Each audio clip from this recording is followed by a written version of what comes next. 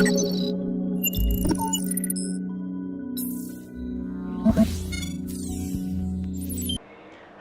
selamat pagi, selamat siang, selamat sore buat teman-teman viewers Kanal 3. Kali ini saya Ratna Jarum. Dalam episode Melek Hukum, saya kedatangan dua orang tamu spesial saya. Tolong kenalin, Bu. Halo Mbak Ratna, selamat siang.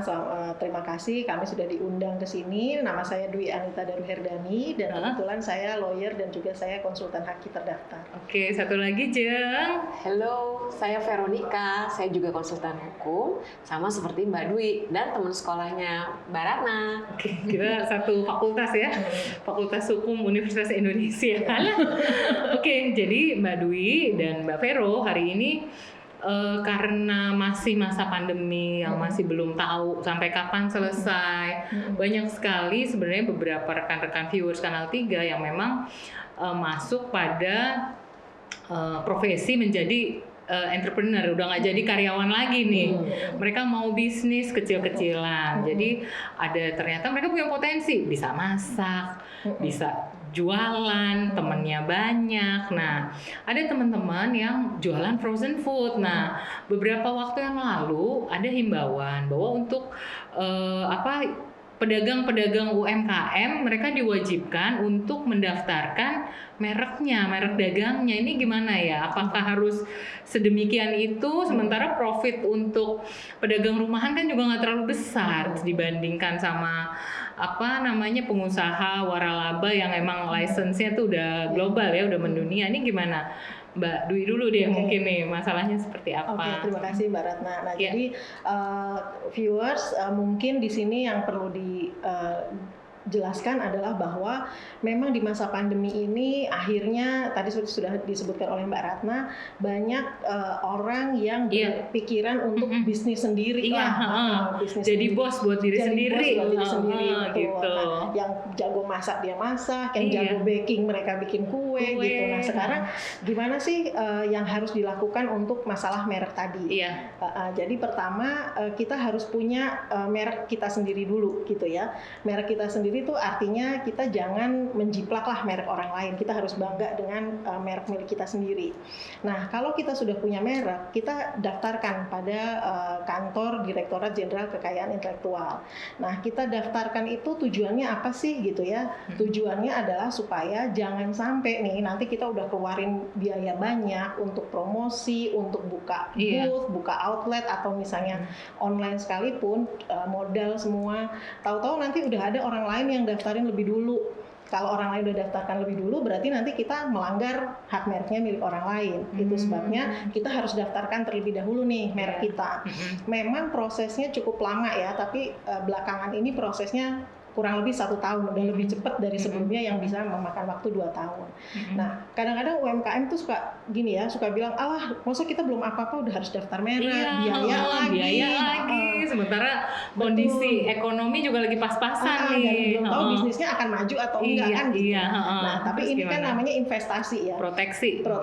Sebetulnya nggak mahal sekali kok kalau untuk daftar merek itu, satu merek, satu kelas itu biaya resminya adalah 1.800.000. Jadi nggak mahal sebetulnya, asal dia daftar sendiri kan. Apalagi proteksinya lama ya. Kan proteksi untuk merek itu 10 tahun sejak kita ajukan dan bisa diperpanjang untuk setiap 10 tahun berikutnya. Nah, jadi saran saya adalah satu, menggunakan merek sendiri, yang kedua segera mendaftarkan pada DJKI. Nah, baru deh itu yang kita pastikan bahwa kita sudah aman untuk berbisnis. Gitu. Kira-kira gitu. Mbak Dwi tadi ngomongin merek, sebenarnya definisi dari merek itu apa sih? Apakah termasuk kata, apa gambar aja, atau seperti apa nih definisi dari merek dulu deh yang harus didaftarkan? Siap. Nah, jadi definisi merek itu sendiri adalah intinya dia itu tanda untuk membedakan barang dari yang diproduksi oleh satu pihak dengan pihak yang lain gitu ya. Nah, tanda itu apa sih gitu. Nah, dia boleh kata, boleh gambar, boleh warna gitu ya, boleh gabungan dari semuanya. Bahkan sekarang sudah ada yang kita sebut dengan non-traditional trademark. Jadi ada misalnya suara itu bisa, suara bisa. Kemudian kalau di Indonesia baru suara sama 3 dimensi lah, itu yang bisa. Jadi kalau suatu coklat misalnya, kita dari bentuknya aja kita tahu bahwa itu coklat itu gitu. Nah itu jadi kita harus daftarkan 3 dimensinya gitu. Jadi dia intinya adalah tanda untuk membedakan antara barang sejenis atau jasa sejenis yang dihasilkan oleh dua pihak yang berbeda. Jadi penting itu. Penting ya, apalagi kan beberapa waktu yang lalu tuh kan biasa ya ada satu waralaba untuk ayam yang dimiliki oleh public figure. Nah kemarin sempat ada dispute ya.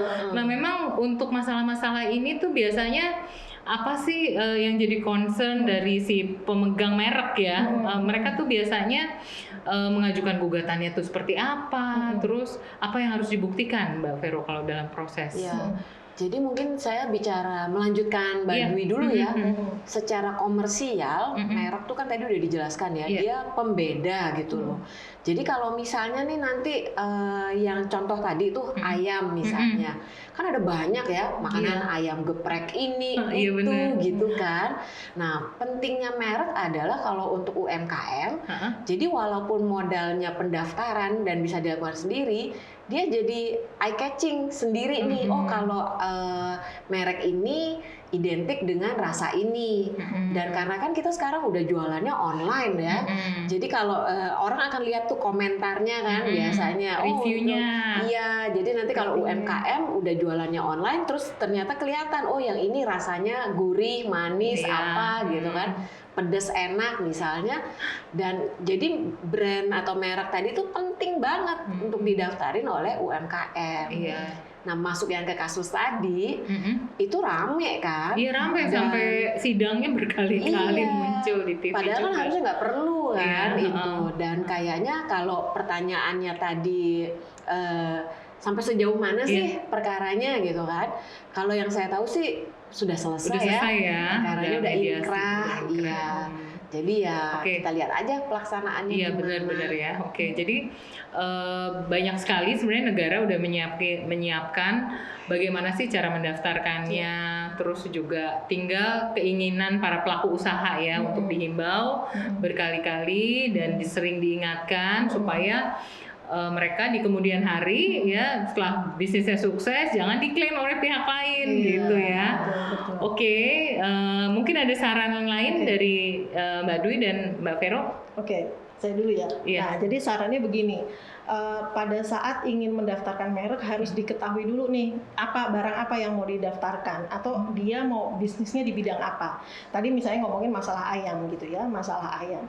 Berarti dia harus didaftarkan untuk kelas makanan. Bahan-bahan olahan barang-barang olahan ayam itu masuknya ke kelas 29. Nah, jadi kalau di Indonesia menganut sistem klasifikasi barang dan jasa internasional itu dari NIS Agreement. Sekarang udah edisi ke-11. Jumlah kelasnya itu ada 45 kelas. Jadi untuk merek ada 45 kelas. Betul, ada 45 kelas, kelas 1 sampai kelas 34 itu untuk barang, sementara 35 sampai 45 itu jasa. Nah, jadi sebetulnya UMKM ini bisa mendaftarkan sendiri karena mudah, seperti pernah di episode sebelumnya mengenai hak cipta itu bahwa setiap orang yang punya akun bisa mendaftarkan sendiri, jadi nggak harus pakai konsultan haki sebetulnya. Nah tetapi konsultan haki diperlukan dalam arti pada saat Bapak Ibu atau pelaku UKM itu ingin mengetahui apa aja sih yang harus didaftarkan gitu. Jadi misalnya tadi ayam, berarti tadi sudah dijelaskan di kelas 29 misalnya kalau untuk olahan ayam. Nah kemudian misalnya punya outletnya, restorannya atau booth-nya, berarti dia harus punya misalnya jasa penyedia makanan dan minuman, itu masuk kelas 43 gitu. Nah kalau nanti sudah semakin besar, mungkin nanti dia packagingnya khusus, berarti ada karton-karton kemasan, masuknya kelas 16. Itu yang diperlukan seorang konsultan haki untuk bisa mengarahkan apa aja yang harus didaftarkan. Jangan sampai nanti misalnya kita punya restoran ayam geprek tadi misalnya, udah punya mereknya untuk ayam dan sudah punya merek untuk restoran, tapi kemudian nanti ada tas plastik, ada merchandise gitu ya atas nama merek tersebut, tapi atas nama pihak lain. Nah itu kita harus antisipasi dari awal gitu loh. Jadi sarannya bagus banget ya, jadi baru tahu nih ternyata termasuk packagingnya juga itu juga harus didaftarkan juga ya. Betul. Dari Mbak Vero mungkin? Kalau saya mungkin supaya pelaku UMKM itu mengerti dan sadar bahwa merek itu aset. dan itu ada nilai komersialnya. Jadi jangan langsung dibilang oh merek nggak penting, itu penting banget. Apalagi kalau nanti potensinya besar di kemudian hari. Bisa untuk franchise juga kan soalnya, betul. Jadi kalau misalnya tadi, misalnya Mbak Vero udah punya merek nih ayam, misalnya ayam geprek tadi. Nah, terus Mbak Vero lihat ini atensi pasar ternyata besar banget. Akhirnya Mbak Vero mau buka franchise misalnya. Itu franchise juga nilai komersil. Nah, itu yang harus jadi jangka panjang lah. Jangka panjang gitu. ya. Oke. Iya. Oke, buat teman-teman viewers, selamat berbisnis. Selamat juga memperoleh keuntungan. Semoga informasi dari Mbak Dwi dan juga Mbak Vero hari ini sangat berguna buat teman-teman bagaimana memikirkan antisipasinya untuk segera mendaftarkan merek dagangnya. Oke, terima kasih. Jangan lupa untuk like, komen, dan subscribe di channel ini. Bye!